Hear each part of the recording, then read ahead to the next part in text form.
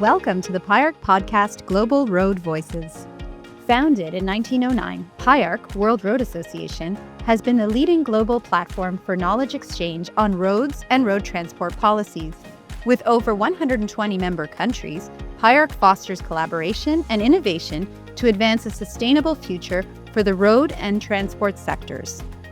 Visit PIARC.org to access exclusive resources, stay updated on activities, and become a PIARC member to engage with the international road community. Good morning, good afternoon, good evening, everyone. I'm Patrick Malléjacq, Secretary General of PIARC, the World Road Association. And with us today is Olivier Quoy, also from France. Olivier, welcome. Very glad to be with you today. Maybe you could say a few words about yourself for our audience. Hello, nice to be with you, Patrick. Hello, everyone, all around the globe. So my name is Olivier Quoy from France. I'm the Chief Executive Officer of Atlandes, which is a motorway concessionaire company in France. I've been working as a civil servant for about 20 years in the Department of Transport in France and switched to the private company in 2015. And I was very honored and happy to join PIARC in 2020 for the last cycle. And apart from that, I'm married and I'm lucky to have 3 children, and I'm 53. Merci, Olivier. So you've been involved with PIARC since 2020, you say, and 5 years already. And really, we are incredibly grateful for the time, energy, and leadership that you devote to our association. As you know, and you heard me say that a few times, we always say it's essential that this work is meaningful and rewarding for the 1,800 experts who volunteer their time. The way we work in PIARC is a small team in Paris and in some other places, but experts from all over the globe who commit their energy, their experience, their expertise to technical committees. So I'd be curious to know, why is PIARC relevant for you? What do you get out of it? What is really interesting is that it works both ways. I mean that, of course, we come to PIARC as experts. So we are invited to share our own experience, but hopefully we don't know everything. So we are also looking for others' experience and knowledge. That was very interesting, and I was very thankful because I've always been very interested in freight transportation, which is not so well known and so well accepted, I think. And especially in France, I think we lack interest in freight. And this also gave me the opportunity to be with other experts of freight. So that's the first point. Second point is obviously to get information from other countries. And I think we'll come back to that. But it's thanks to PIARC that I discovered the compact parking scheme. And actually, this led us also to launch a project, which is actually under uplink.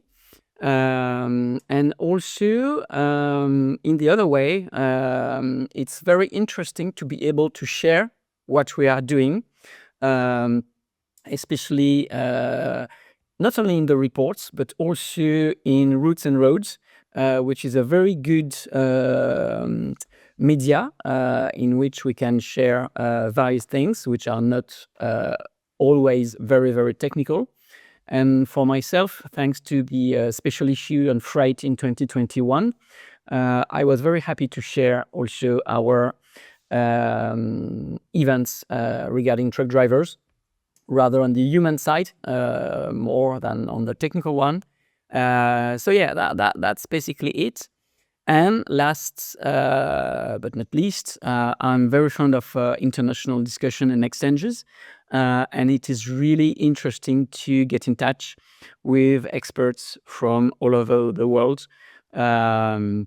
speaking various languages, and obviously also having the opportunity to go really into countries. Because I think what is really interesting and important is the emphasis of PIARC on the physical meeting. Obviously, I started in 2020, so you can imagine with the COVID, etc., it was a bit odd and strange because we had such and such web meeting, etc. But at a time when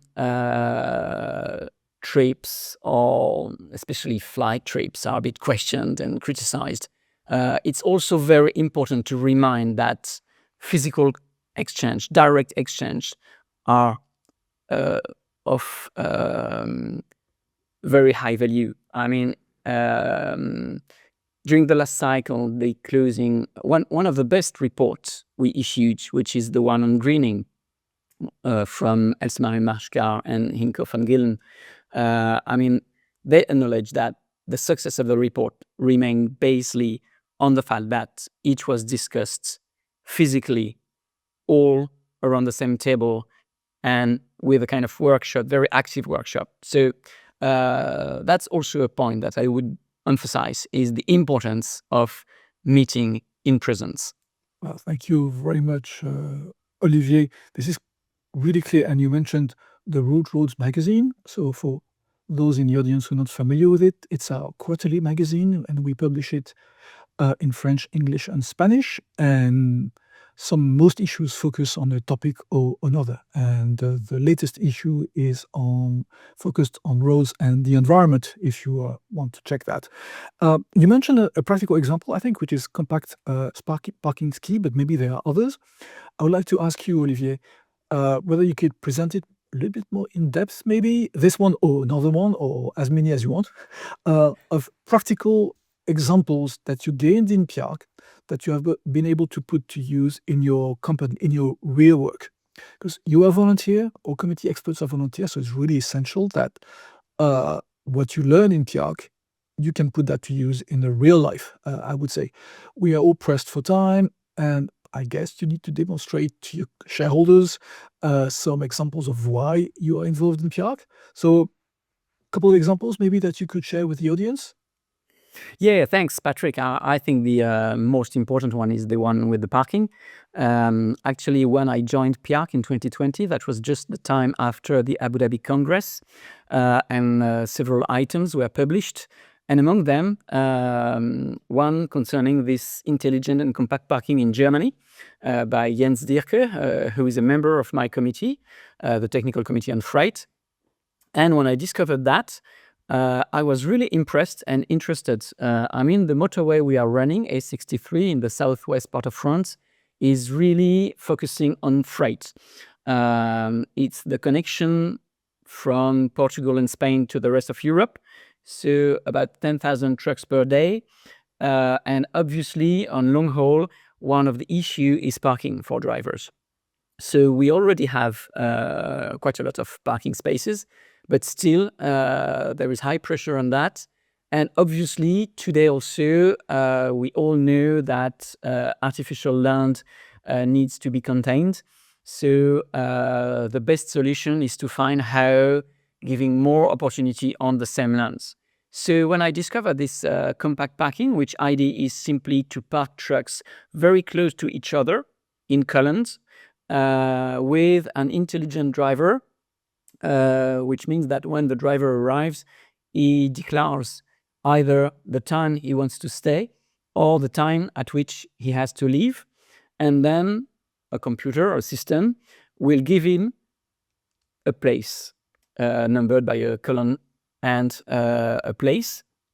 And then if the driver follows the rule, which is actually well the case, then we can enhance the capacity. In our case, we had 72 slots before, and with the new scheme, we have 128 slots. Obviously, we will not occupy all of them at the same time because our organization, our scheme is columns of 4 slots, and obviously a column is free only when the 4 trucks have left. So for a while, we can have 3 empty slots which are not available.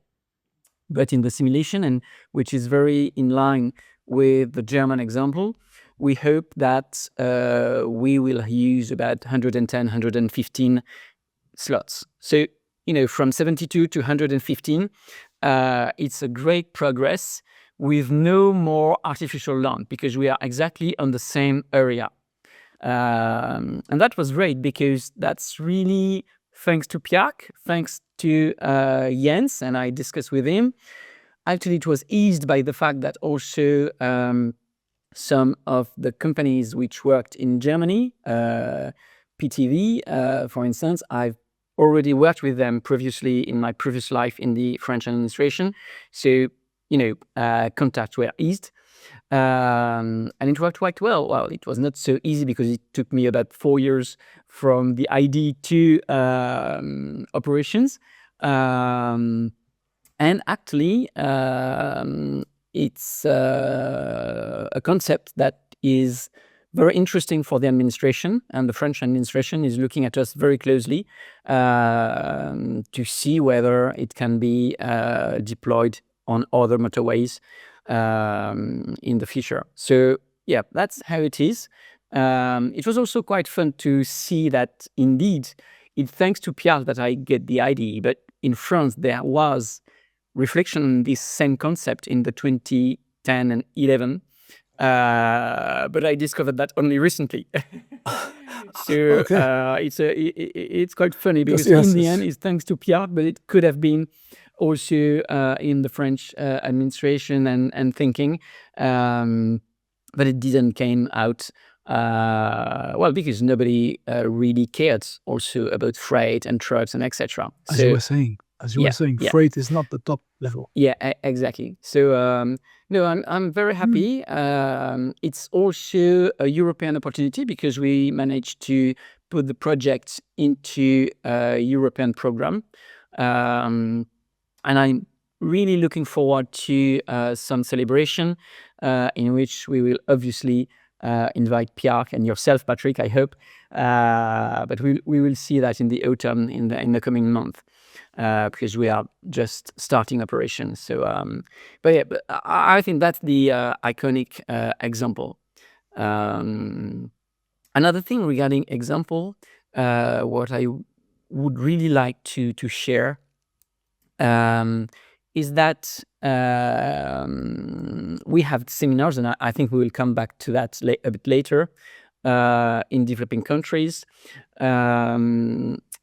And today, I think we have in Europe and especially in France, interesting project, but which might be a bit too complicated and too expensive.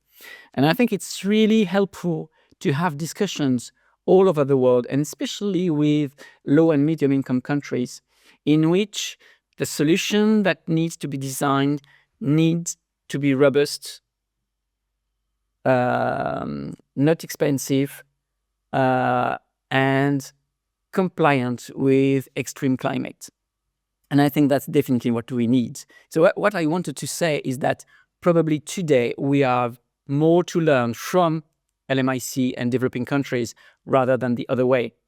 And that was really important. We had this discussion in Tanzania in 2022, and that's another point I would like to share. And I'm really trying also to really look at example coming from low and medium income countries and not only the other way, which was somehow a bias from the past, probably.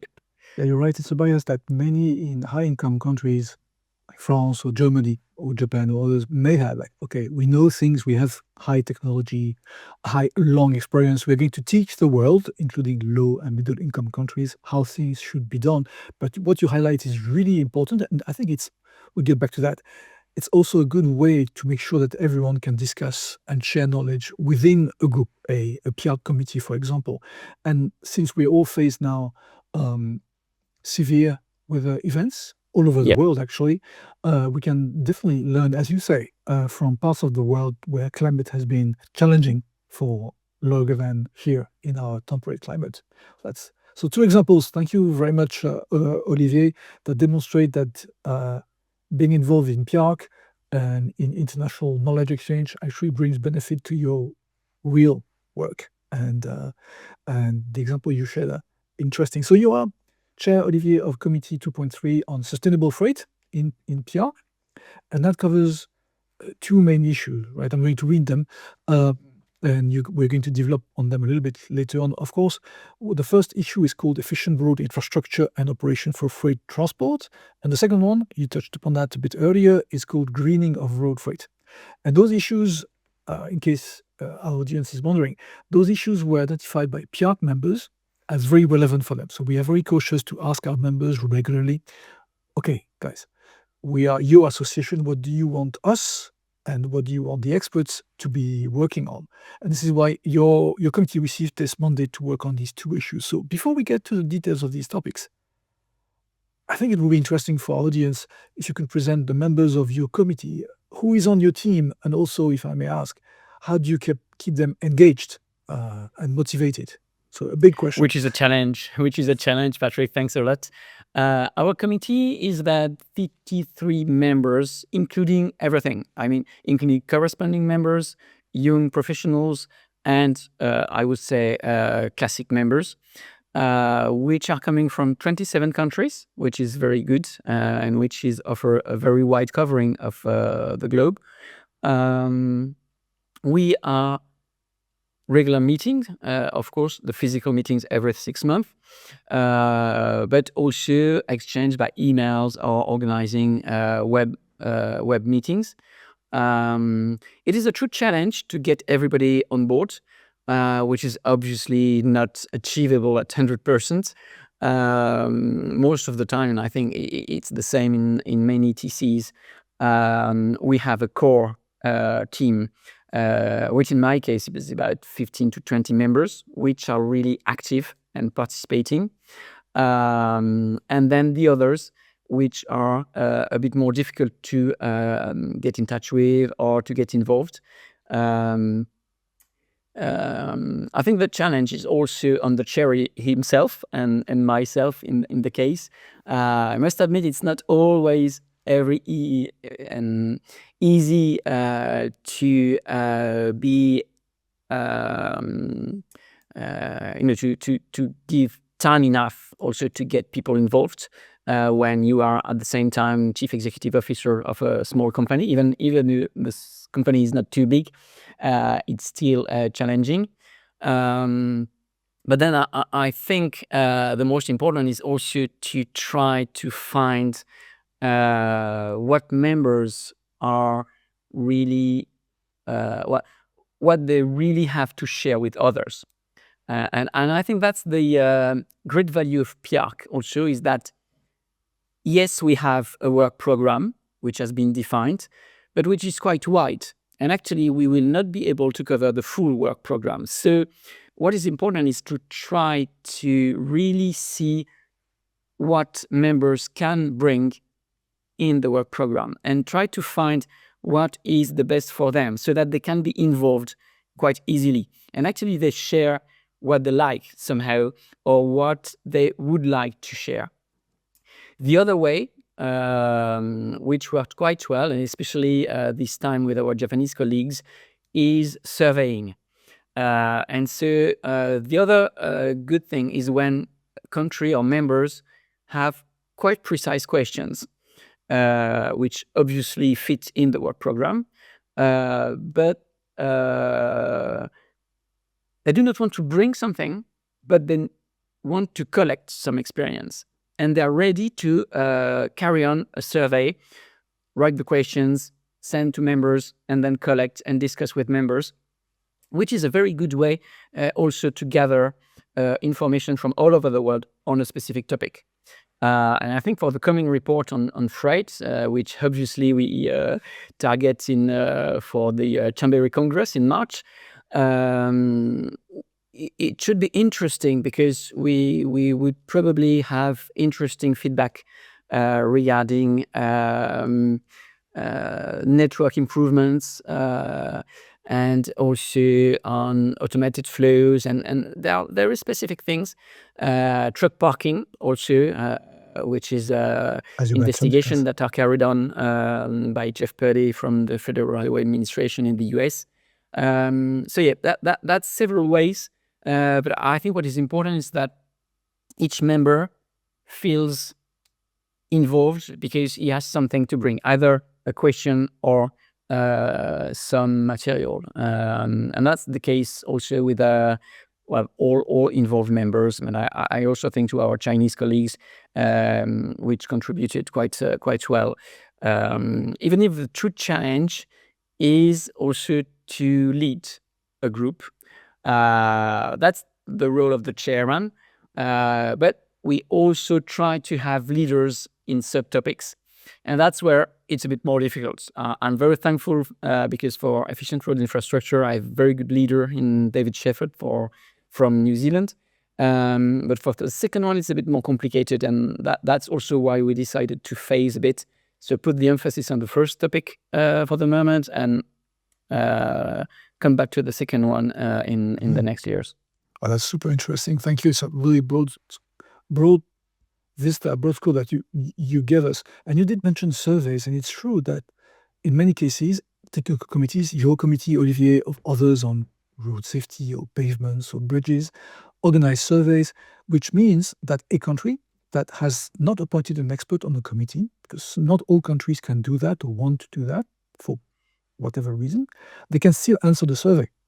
Yeah. And which means that you, as the committee chair, and your colleagues in your committee, they can collect information from all over the world, and they're not restricted to the countries that are represented within the committee. The 27 that you mentioned. 27 is quite a lot, but still far from the 129 that we have in PIARC, or the whole list of countries that are present at the United Nations.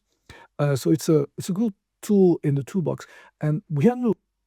So thank you for that. And we haven't really planned to touch upon this, but I'd like to highlight that you stressed that in-person meetings are extremely useful. And personally, I would tend to say the same, of course. But as you very correctly pointed out, in some cases, for cost reasons or for budget reasons or for environmental reasons or others, not everyone can travel. So I'm pretty sure that in your committee, like in others, you have put in place online procedures so that people can join if they can, right? Yes, definitely.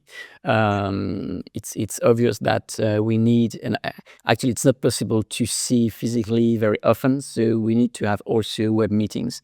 The only other point with web meeting, the difficulty is the time.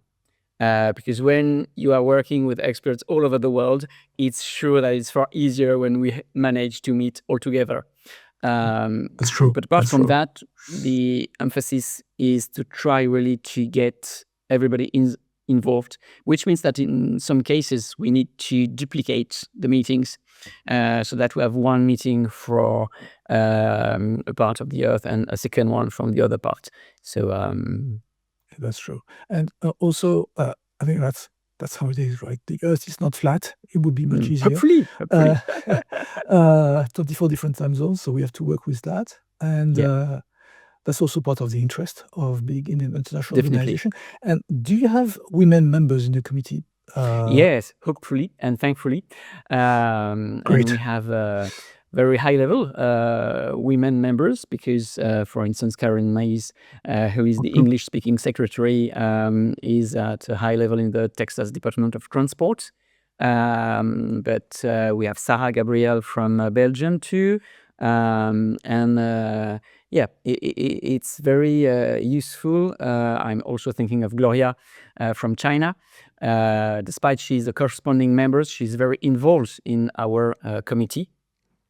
So and that's also a focus we wanted also to have regarding freight and drivers, because we do not have only male drivers.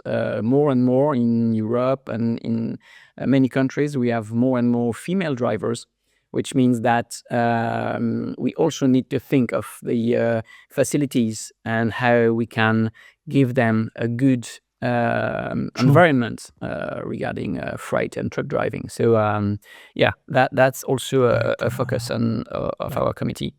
Facilities like showers or something like that? Yeah. True. For instance. It's really great that you're thinking about these different types of drivers, because the world is not only made of white male drivers. That's very true, and that also applies to other topics that we work on in PIARC. I would like to ask you this: what is the starting point? So you joined it in 2020. You're working on future reports, organizing surveys and others to do that. But you're not starting from scratch, right? I'd like to check with you, and maybe you can share with our audience, Olivier, what are the available reports on sustainable freight in PIARC, on which you are building your new work? Well, I would not go back to a very long ancient time, but just simply speaking of the previous cycle, we had and are available 3 main reports, which are some of them twofold. I would say we have a report, the last one which has been published is on emerging technology, driven by Caroline Mays and Yoshi Imanishi from Japan. Very interesting in the sense that the aim was to gather all emerging technologies which could contribute to freight.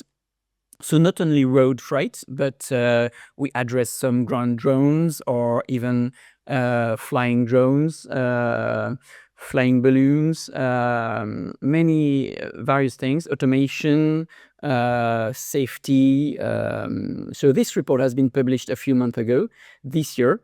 It was a bit late, but it ended well. Don't worry.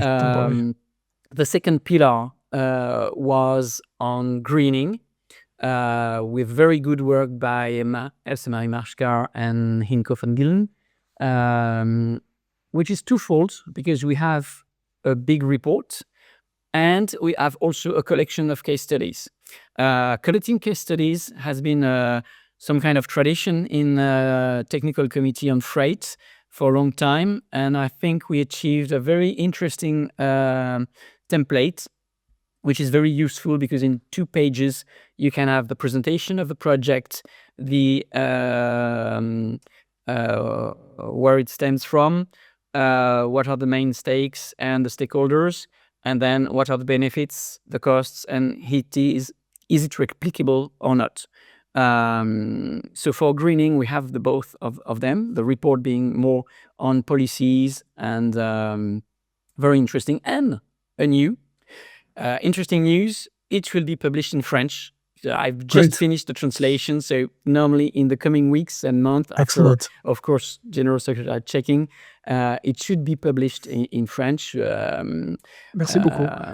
And then the third one, which was the one I was leading, was about overloading and the consequences of overloading, because, of course, regarding freights and especially road freight with trucks, many or almost all countries are facing overloading bad consequences as crashes on bridges, road safety, fatalities, etc.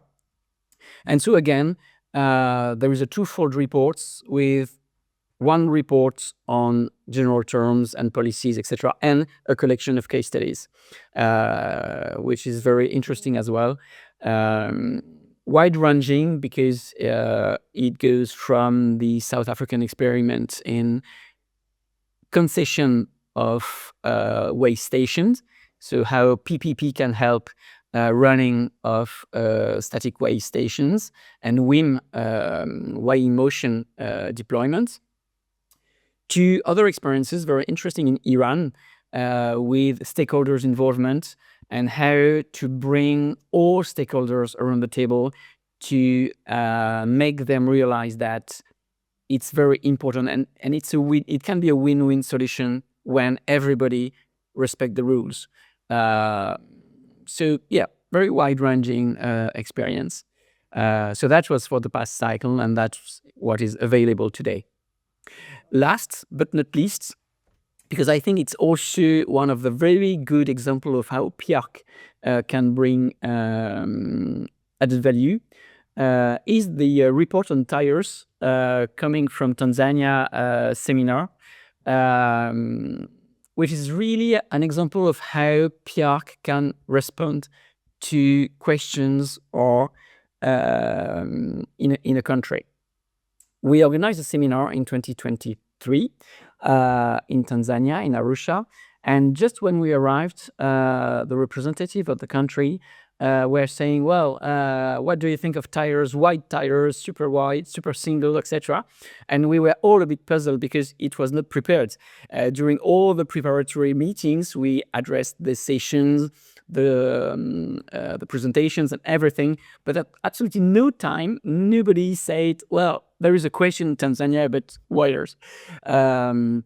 And it led us to propose to do a special report on tires, which was published in 2024, I think, end of 2024, which was quite interesting because we had to organize a specific task force among members volunteering to contribute to this report, which aimed at giving Tanzanians authority a point of view of advantages and drawbacks of wide tires.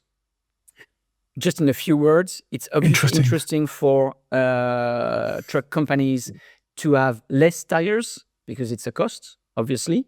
But when you look at pavements and structures, then it can raise questions because in some specific cases, the wide tires can be a bit more aggressive than the dual tires.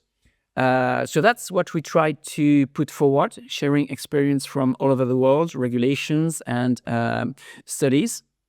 And so that's another good example of how PIARC can contribute and help countries. So the report is available and can be accessed from the website. I really like the event, like quite unexpected questions, ID, and then a few months later a report because there's a need. It was not planned, but that happens. So thank you very much to you and to the committee for having been able to react and answer that need. So your committee, thank you very much, Olivier. So your committee covers two topics, right? Efficient road infrastructure and operation for freight transport, and the other one is greening of road transport. So the work is ongoing. It started a new cycle in PIARC started last year because we operate over 4-year cycles, and the current one covers 2024 to 2027. So it's ongoing. I don't know, maybe it's a bit early, but are there some ideas or surprises or new things or not new things, but confirmed findings that you would like to share with everyone? Yes, sure, Patrick, thanks. What I think first, what is really interesting is that we will try to focus, at least at the beginning, on the value of freight, which has to be reminded because it's obvious that many people are focusing on passengers, and it's true that it's very important to travel. As an individual, we have a lot of issues with home to work travels, etc. But it's true that we need to acknowledge also that it's very important to transport freight. It's life, it's the economy. And so freight traffic has a great value because it's the value of the freight which is transported, of course, which can be very, very high. Simply doing the computation, even in a truck, it can be hundreds of thousands of euros, even if you just address, food. So you do not need to go to luxury products. And so the first work will be to try to give insights and to draw how various countries consider freight. Many have really dedicated freight strategies. Some others have not. And it's interesting to bring that. That's the first, I think, cornerstone, which will be the start point of our report. And then regarding various issues, I think one of which is really aggregating many questions and from countries is border crossing. It's really a challenge in many countries, and it's interesting to see how it can be challenging. And especially at that time, when we have also all these tariff considerations, in which I will not go in deep, but even without that, we can observe in many countries that the way freight is crossing borders is really challenging. It's very different from countries to countries. It can last a long time, and it's always inefficiencies. So it can be important also to focus on that. It's also linked to, I would say, understandable or legitimate fears, because when borders Fears. are fully opened, it's also competition between countries, between owners. That's the question of cabotage also. So it's not easy, but that's why it's very interesting. So we will have a focus on border crossing, and then I will not uncover the whole report, but Not yet. it's true that we are also working on facilities, infrastructure facilities, which is truck parking, as I mentioned. It's not new, but it's interesting to do a review of what exists, intermodal hubs, and also some of the upcoming needs, which are, for instance, dealing with energy, charging facilities, new energies, so hydrogen, electricity, and all that. But also changing dimensions and weight of trucks, for instance, high capacity transport, big trucks, long trucks, etc. It has a lot of challenges. So yeah, that will be part of the report as well. So we'll try to build that. I really look forward to it. You've covered so much ground, actually. When you mentioned border crossing, I wonder, and this is me just thinking out loud here, whether we might work a little bit more with IRU, which we have contacts with them, but maybe it would be worthwhile checking whether we could collaborate a little bit more. Yeah, I think with many other, because we have the, and I think with IRU can be the day-to-day challenges, because they have quite a good feedback on that. But there is also another dimension, and I think unfortunately we will not be ready for that, but we already discussed that earlier. It's dealing with statistics and figures. And it's true that things are evolving in the good direction. I mean by that the first time I was looking for freight data, and especially in border crossing, I realized that almost all data are in dollars. It's value data. But it's not what is interesting us, because we would like to have ideas of values in tons, in trucks, etc. And it's a bit more difficult to get the real information. So obviously United Nations Comtrade, and there are several databases that are building themselves.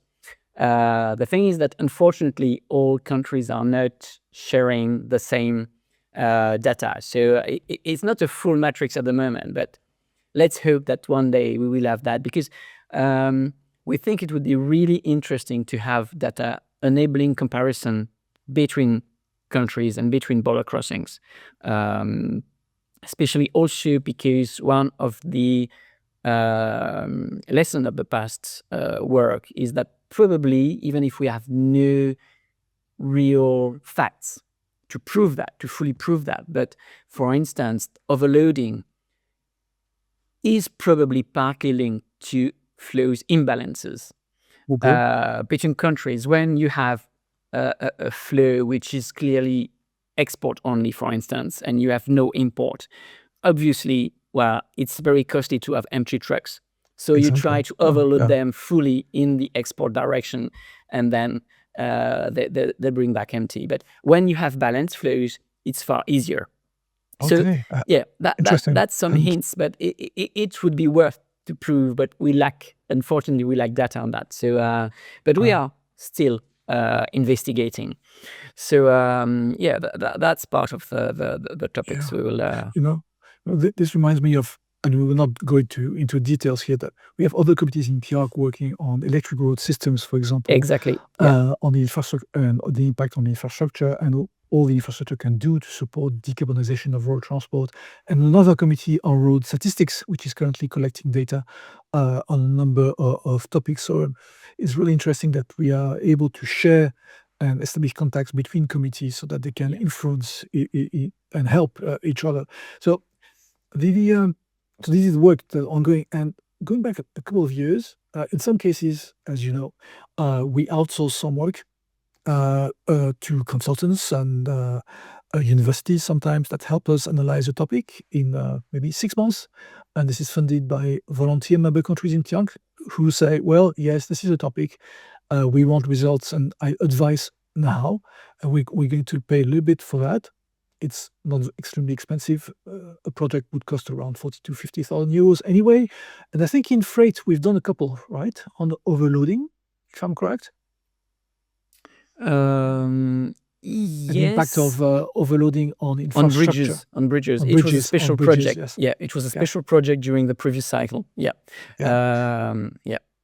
Yeah, so that's also something that's very important for many countries, because in quite a few countries, the bridge infrastructure stock is sometimes not in extremely good shape. So it's important Yeah. to be able And to know which are the bridges that are at risk, including from overloaded trucks, as you just mentioned.